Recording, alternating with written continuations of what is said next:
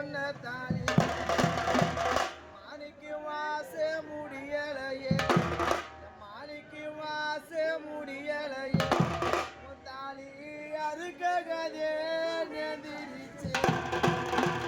மாணிக்கு வாச முடியலையே எம்மாவும் தாலி அதப்பதுக்க நேரமாச்சு உனக்கு புத்த புதி தாலி எம்மா உனக்கு புத்த புதி தாலி எம்மா உன்னோட பூஜைக்கு பண்ண தாலி